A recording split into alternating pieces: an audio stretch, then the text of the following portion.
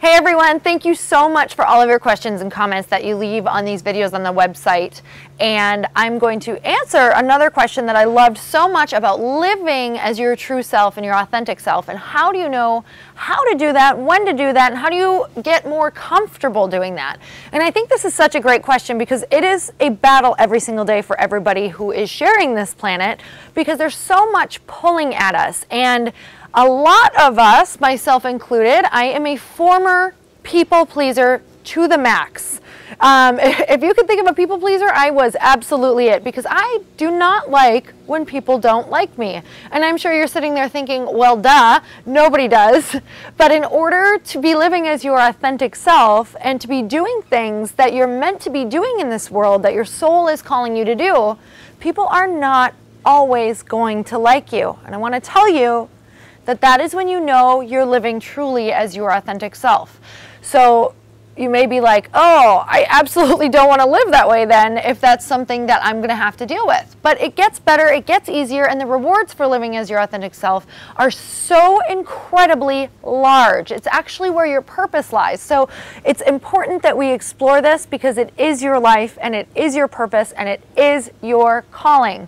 So what is something that we can do to do this? I do an exercise all the time at the Bliss Project where we write down all of the different things where you feel most happy. So get your pen and your paper, because you know that I always want to leave you with tools. I want you to write down every single thing that you thoroughly enjoy doing that brings you absolute happiness. When you just feel completely like yourself. Maybe sometimes it's being with a friend and she brings out the absolute best in you and you guys can just laugh, or you make somebody laugh. So for me, some of the things when I feel like my authentic self is when I'm able to make people laugh, or I'm being silly, or I'm being goofy. So I like to find that space and find those people who make me feel that way. Another thing of living as my authentic self is sharing and learning. So when I'm learning and when I'm sharing, that's when I feel most like me. That's when I feel most happy. Reading, that's a new discovery in the last 5 years. That's when I feel most happy. Making connections with less people rather than more.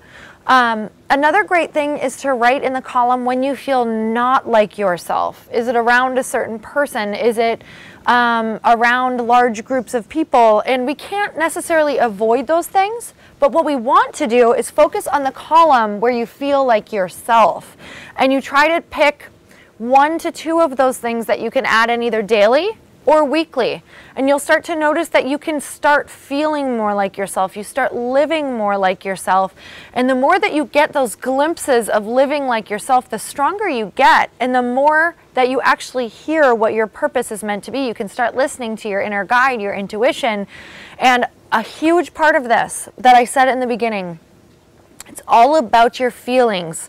When it boils down to it, your feelings are your only guide. They tell you everything you need to know, but what we do is we numb our feelings out.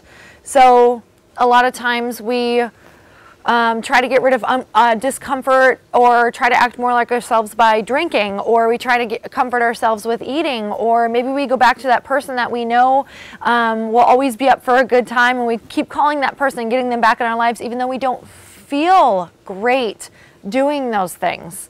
So all the things I just named, really think about how you feel long term. Do they leave you feeling good? Do they leave you feeling empty? Do they leave you feeling recharged? That is your sign. Everything that you do, you need to start looking at how you feel.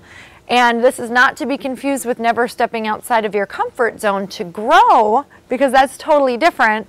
But this is a great way to start feeling like you can live more like your authentic self. So take that column of everything that makes you feel awesome and pick 1 or 2 and try to incorporate them into your week every single week.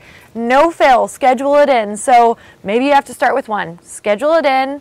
And I want to know what you think of this. I want to know how you feel after this. What is that thing for you? Leave it in the comments and leave me your questions. I want to know what you think, how you feel, and I want to answer your questions next time.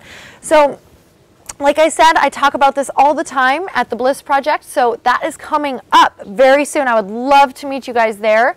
It's one weekend out of the year that if you want to empower yourself and grow and bust through any blocks, it is theblissproject.info, and there's still time left, so you need to jump on it because it's not going to last long. It's coming up really, really soon, and I really hope that I get to meet you there. All right, see you later.